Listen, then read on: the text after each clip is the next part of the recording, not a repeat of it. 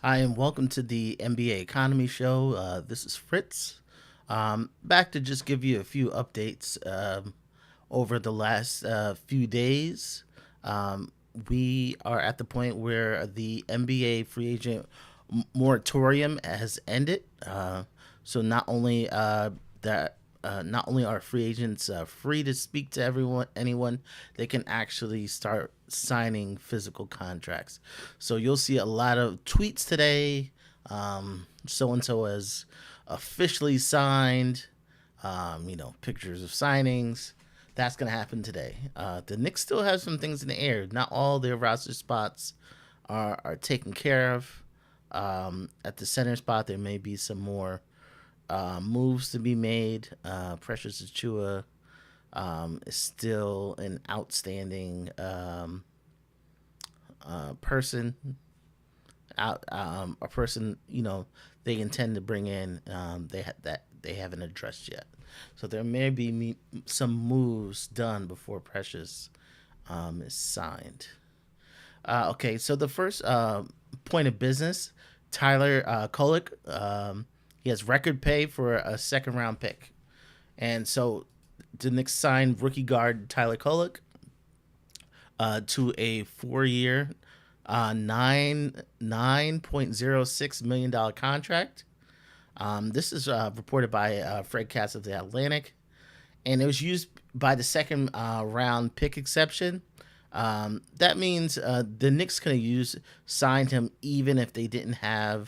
um, even if they didn't have cap space. But with the Mikal Bridges deal done, they expanded it. And not only did they expand it, the Knicks know that they're gonna have money left over. So they're not gonna give him the bare minimum, which was like 1.6 million. They gave him a record 4 years, 9.06 million dollar contract. What that means is the first 3 years are guaranteed. The last year, that is a team option. So this is what our first round pick would get for the 3+1. Um, he's making just slightly less than a first round pick, and it's almost to scale what he would be at a 34th pick. But with the NBA, there's a big difference between first and second. But the Knicks kind of just paid him on scale, so it's a record deal. So it's much more than a second round usually. Um, so that means Kolek is signed. If we just go down to our off season, that means we have Kolek signed.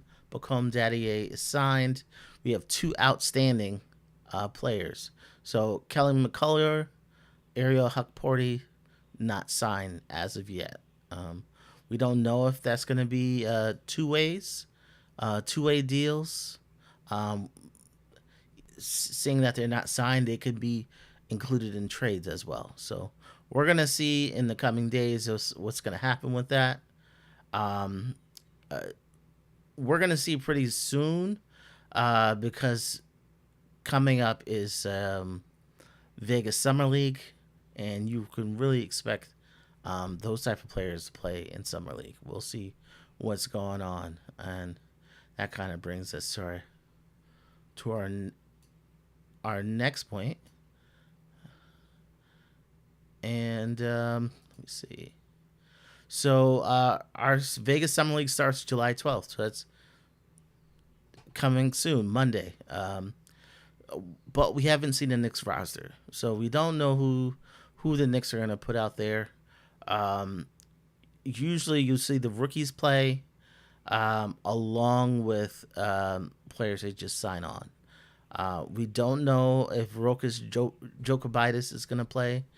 We know he intended to play if his um, if his international team didn't make it, and he would be free. So that our roster for the summer league is in flux.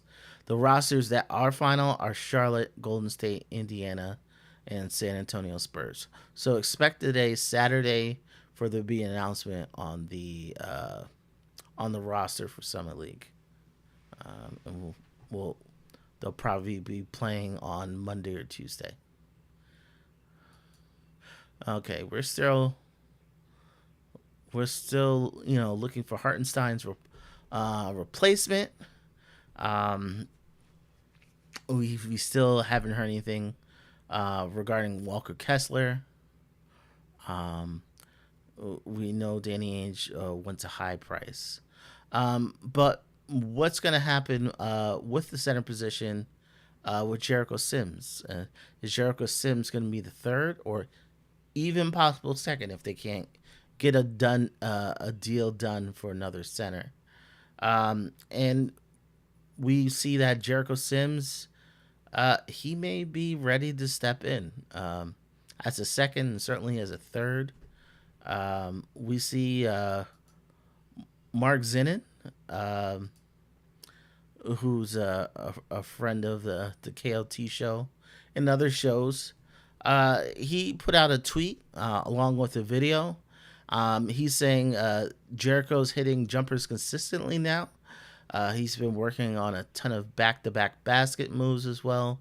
He's been putting in a lot of work. I think between Mike, who's the team trainer, and myself, he's going to be okay. And at that point, he put out a video showing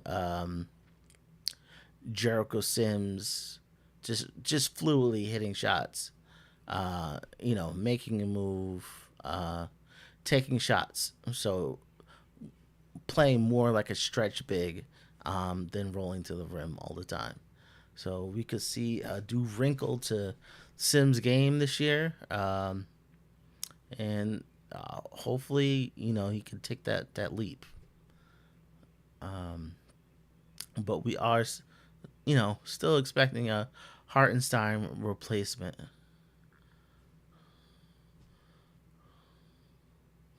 Um, just around the NBA. So we're gonna see signings today. I'm really interested in seeing what's gonna happen with LeBron James' contract. Like I think if he gave back a couple million, they had opportunities to had a lot more options for trades. Um, but it seems that he wanted his full 104. We'll see if that actually sticks today. Because if he actually goes through with it, that'd be interesting. That $2-3 million is the difference between a star player and not a star player. I that's all the news I have for now. If there's any breaking news today, I will definitely let you know. Um, if you have any questions, leave it in chat. I just want to say what's up to the chat. Deadman Falcon, yep, first like. Picture Timmy, as always. Nice to see you. Um, okay, so yeah, we're with Rokas. We're still not sure what's going on. I need to look up what's going on with his team, but he said if his team didn't make it, I think he'll play Summer League. And yes, and Jacob Toppin, he should be out there in Summer League because we did re-sign him to another two-way contract. Also, last year, Jacob Toppin was injured for Summer League, so this would be his Summer League debut. Any interest in Sengun? Deadman Falcon. Um, that would be interesting. Sengun, like Kessler, has 1 year on his deal. So you're looking at a player who's low salary right now. So, it'd be a pick heavy deal. We don't have a lot of picks left. So it's pretty much pushing everything in the middle of the table. And not only that, after this year is done, you're looking at adding significant money to the cap. So you're jumping from like 10 million to, in Sengun's case, 40-50 million a year. So you're talking, along with Brunson's extension, along with potentially Julius Randle's extension, that's not likely. So if something like with Sengun, I think you're looking at somewhere where Julius Randle isn't coming back. Um, Sadly, I think if you're talking Sengun, I think you would have to trade Julius Randle. Maybe not in this trade, but at some point this year you would have to trade him. Let's see. Okay, Sherwin. Uh, Jacob Thompson, not an NBA player. Um, yeah, right now he's not a great player, not a good player. But if you give players a few years, they can develop a talent, they can develop a skill. You could be a specialist. You can become a decent player, um, just like we see with Jericho Sims. He came in as an athlete, not a basketball player. But we've been able to use him at moments, and now he's developing skills, and perhaps he could be spot minutes for the Knicks and be a valuable player. Let me see.